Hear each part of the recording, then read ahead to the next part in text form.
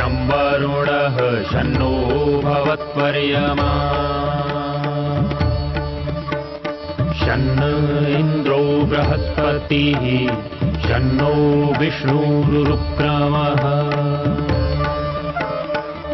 ॐ शान्ति शान्ति शान्तिः।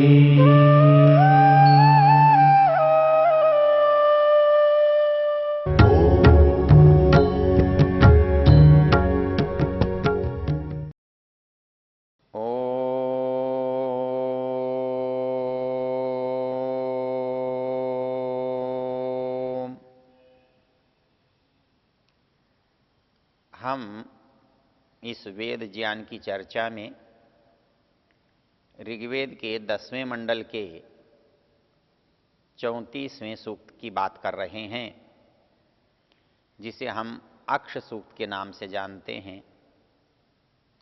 इसके कुछ मंत्रों में जुए की प्रशंसा भी है, जुआरी की प्रशंसा भी है, किंतु कुछ मंत्रों में निंदा भी है। तो निंदा भी है और प्रशंसा भी है, ये दोनों कैसे हो सकती हैं? जो मंत्र हम जिसकी चर्चा कर रहे हैं उससे हमको पता लग जाएगा कि ऐसा कैसे हो सकता है। जो प्रशंसा का भाव है वो खेलने वाले को लेकर है, और जो निंदा का भाव है उसके परिणाम को लेकर है।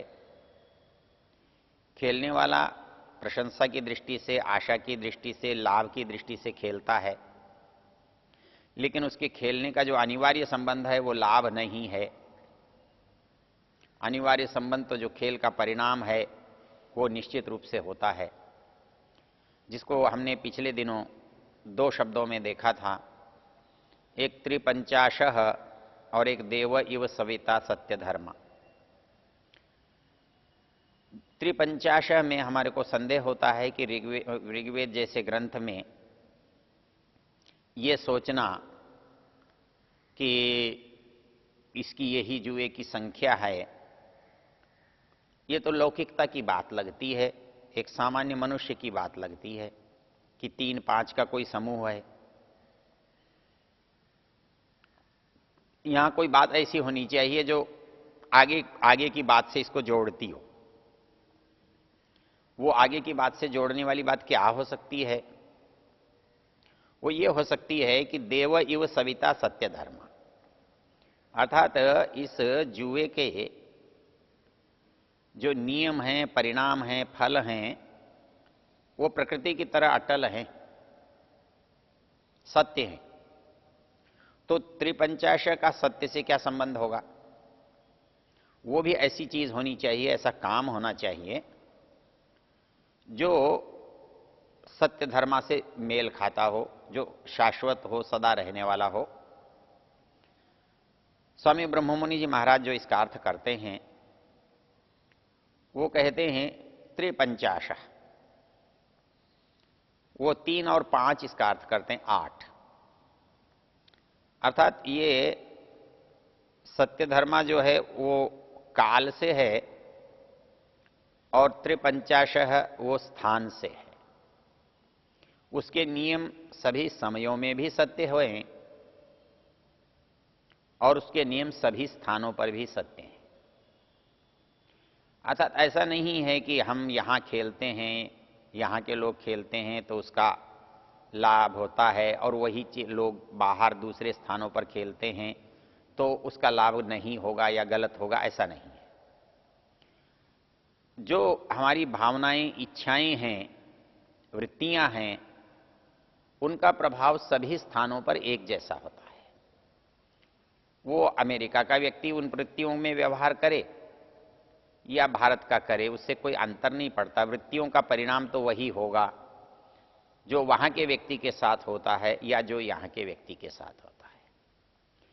इसलिए इस मंत्र में जो शब्दावली है त्रिपंचाशः क्रीडति व्रातयेषाम, इसका जो समूह जिससे हम खेल रहे हैं वो 8 दिशाओं में और सभी कालों में जो सत्य नियम हैं उन्हीं का आधार है।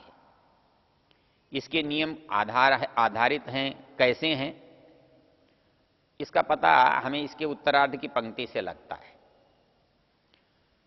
मंत्र कहता है, त्रिपंचाशः क्रीडति व्रातयेषां देव इव सविता सत्यधर्मा उग्रस्य चिन्मन्यवे नानमन्ते राजाचिदिभ्यो नमयित कृणोति। ये दूसरे चरण के जो दो पाद हैं, दो पद हैं, उग्रस्य चिन्मन्यवे नानमन्ते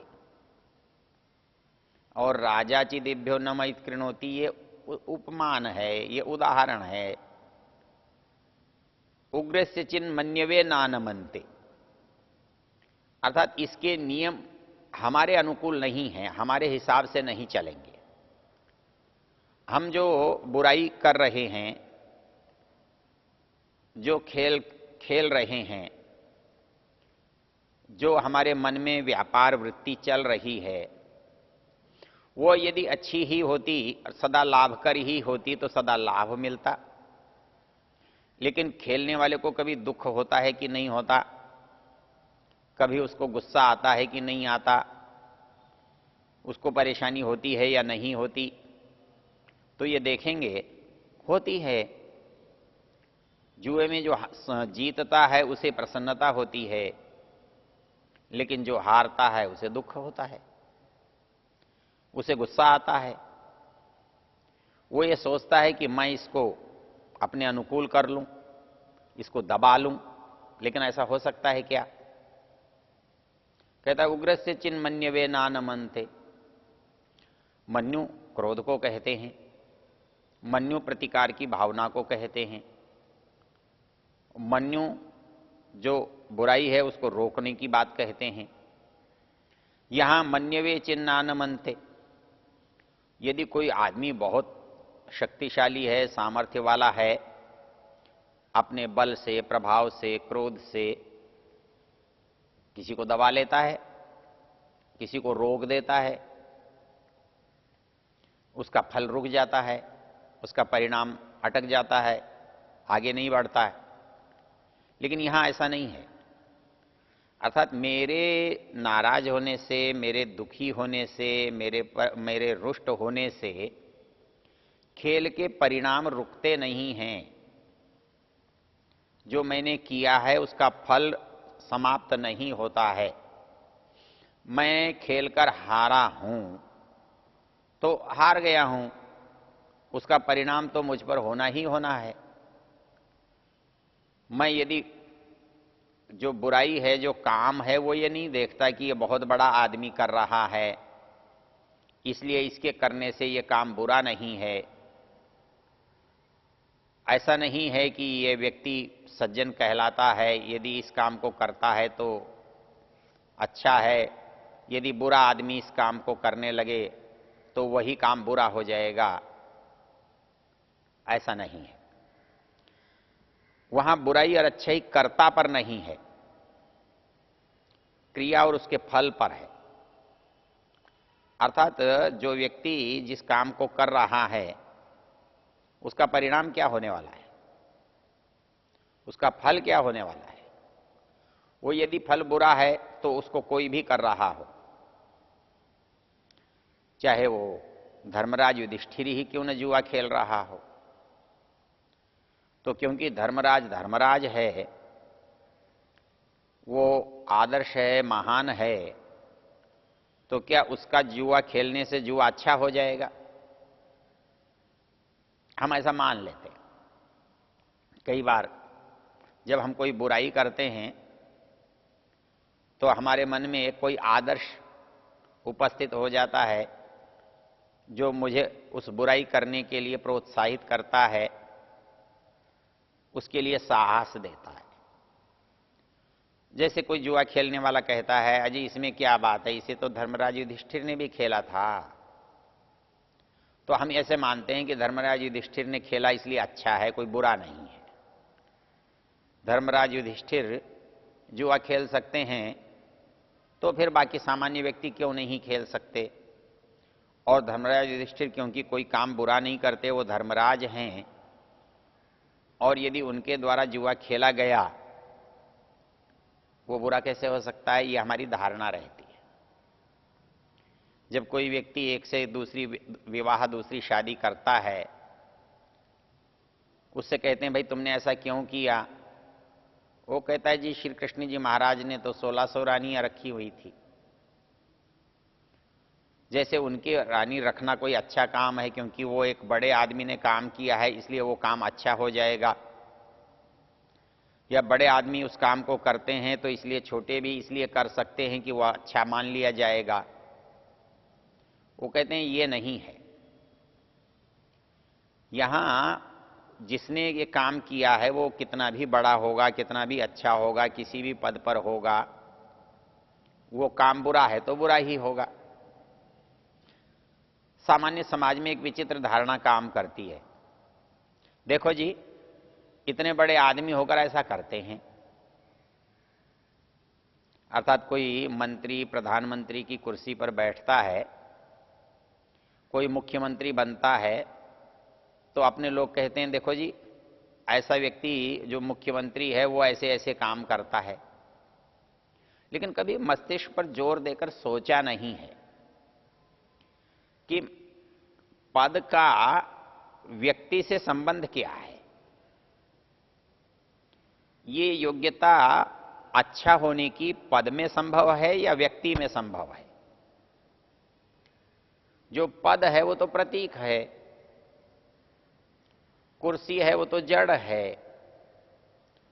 तो प्रतीकों में, जड़ वस्तुओं में, पदों में अच्छा बनने की या बनाने की योग्यता कैसे आ सकती है। वो योग्यता तो चेतन की है, और वो चेतन पद नहीं है, व्यक्ति नहीं है। वो चेतन उस पर बैठने वाला है, वो मनुष्य है जो उस पद पर विराजमान है। और यदि वो व्यक्ति अपने स्वभाव से बुरा या बुरे कर्म की ओर प्रवृत्त होने वाला है, तो वो किसी भी कुर्सी पर बैठे, किसी भी पद पर रहे, इससे क्या अंतर पड़ता है। व्यक्ति के अच्छे होने से पद अच्छा हो जाता है, क्योंकि अच्छे काम करने से पद जुड़ा हुआ है, लोग अच्छा समझते हैं जी बहुत अच्छा है। लेकिन यदि वही व्यक्ति बुरे काम करता है और उस पद पर बैठा है, तो लोग उस पद को भी बुरा समझते हैं। बोले जी ये तो यहाँ के लोग तो चोर हैं, यहाँ के लोग तो हिंसक हैं। ये हम अपने कार्यों को जो चेतन के साथ जुड़े होने चाहिए, उसको हम जड़ के साथ जोड़कर देख लेते हैं। तब हमारे मन में ये दुविधा पैदा हो जाती है। हम समझते हैं शायद अच्छी जगह पर जाकर कोई अच्छा बन जाता हो। वातावरण का प्रभाव पड़ता है, परिवेश का प्रभाव पड़ता है, लेकिन अनिवार्य नहीं है कि कोई व्यक्ति किसी अच्छे स्थान पर जाकर बुरा होने पर भी वो अच्छा ही करेगा। उसका यदि स्वभाव बुरा है, उसकी प्रवृत्ति बुरी है, उसके संस्कार बुरे हैं, संयोग से वो किसी पद पर, किसी प्रतिष्ठा पर चला भी गया, तो वो वही सब करता है जो उसके संस्कार उससे कराते हैं, जो संस्कार उसके मन में आते हैं। तो यहां समझने की जो बात है कि उग्रस्य चिन्ह मन्यवे नानमन्ते, यहां जो नियम है वो चेतन के अधीन नहीं है। चेतन उनको अपने अनुकूल चलाना चाहे ऐसा नहीं हो सकता। धर्मराज युधिष्ठिर राजा हैं, इसलिए जुए के नियम उनके अनुकूल हो जाएंगे, उनको सफलता दे देंगे, उनको विजय दे देंगे, उनको लाभ पहुंचा देंगे, ऐसा नहीं है, ऐसा नहीं होता। चाहे धर्मराज युधिष्ठिर ही जुआ क्यों न खेले, तो वो कहता है उग्रस्य चिन्ह मन्यवे नानमन्ते। कोई बहुत अपने को उग्र समझता हो, बलवान समझता हो, बुद्धिमान समझता हो, वो यदि ये चाहे कि मैं इसको अपने अनुकूल चला लूं, मैं अपने कुल कर लूं, तो इनके परिणामों से वो बच नहीं सकता। इसके परिणामों का उस पर प्रभाव वही होगा जो किसी सामान्य व्यक्ति के साथ होता है। वो कितना भी बड़ा क्यों न हो, इसके लिए एक उदाहरण जो इसमें दिया है वो है राजा चिदेभ्यो नमयित कृणोति। अर्थात यदि बुराई को कोई व्यक्ति बड़े पद वाला होकर करता है, बड़ी स्थिति वाला होकर करता है, तो उसकी भी वहां नहीं चलती है। ऐसे लोगों को भी बुराई के सामने नतमस्तक होना पड़ता है, उसके अधीन होना पड़ता है, उसके कष्टों को प्राप्त करना पड़ता है, उसके फल को भोगना पड़ता है। ये जो मंत्र है, जो सारी ऊपर की चर्चा आई थी, उस चर्चा को एक परिणाम के रूप की ओर ले जा रहा है। हमने देखा था कि जुआरी की मानसिकता क्या है, वो कैसे लाभ की इच्छा करता है, वो अपने को कैसे रोक नहीं पाता है, कैसे उसके परिवार समाज के लोग उसे दुखी या तंग करते हैं। उस संदर्भ के साथ इस मंत्र में जो बात कही है वो ये कहता है कि ये जो उसका प्रभाव है वो सार्वकालिक और सार्वदेशिक है। इसके लिए हमारा जो प्रतिकार है, प्रतिकार की भावना है, वो हमारे शासन से, अधिकार से नहीं हो सकती, क्योंकि हमारी जो वृत्तियां हैं, वृत्तियों के फल को, वृत्तियों के परिणाम को हम बलपूर्वक नहीं दबा सकते। वृत्तियों का तो परिणाम होगा, जो हमने व्यवहार किया है, जो काम किया है, जो व्यापार किया है, उसके फल को न तो हम अपने गुस्से से, न बल से, न छल से, न बुद्धिमत्ता से रोक सकते हैं। इसलिए इस मंत्र में एक बात समझाने की चेष्टा की गई है कि कोई आदमी ये सोचता हो कि किसी देश विशेष में कोई बुराई की गई हो तो वहां शायद बुराई न होती हो, किसी समय में कोई बुराई की गई हो तो शायद वहां वो बुराई न होती हो, या उस बुराई को हम अपनी बुद्धि से, बल से, छल से बदल सकते हों। मंत्र कहता है ऐसा संभव नहीं है। राजा चिदेभ्यो नमयित कृणोति, यहां हमें नमन करना पड़ेगा, नतमस्तक होना पड़ेगा, नमस्कार करना पड़ेगा। किसके प्रति? अर्थात जो कार्य हमने किया है, उस कार्य से होने वाला जो परिणाम है, हमने लोभ से, कुछ प्राप्ति की इच्छा से इस काम को किया और वो हमारी इच्छा, हमारी अनुकूलता हमारे से नहीं बनी, हम उसमें सफल नहीं हुए, हमें लाभ नहीं मिला। हमारे मन में जो क्रोध आया, जो आक्रोश हुआ, जो दुख हुआ, वो दुख जो है हमारे परिणाम को हटा नहीं सकता, परिणाम को दबा नहीं सकता।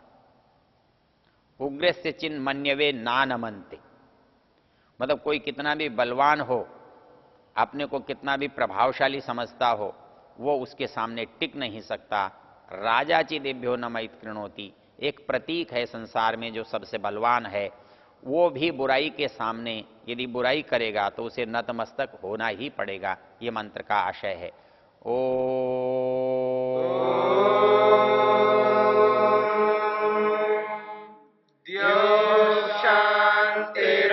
शांतिरंतरिक्षं शांति पृथिवी शांतिरापः शांतिरोषधयः शांतिः वनस्पतयः शांतिर्विश्वे देवा शांतिर्ब्रह्म शांति सर्वं शांति शांतिरेव शांति श्यामा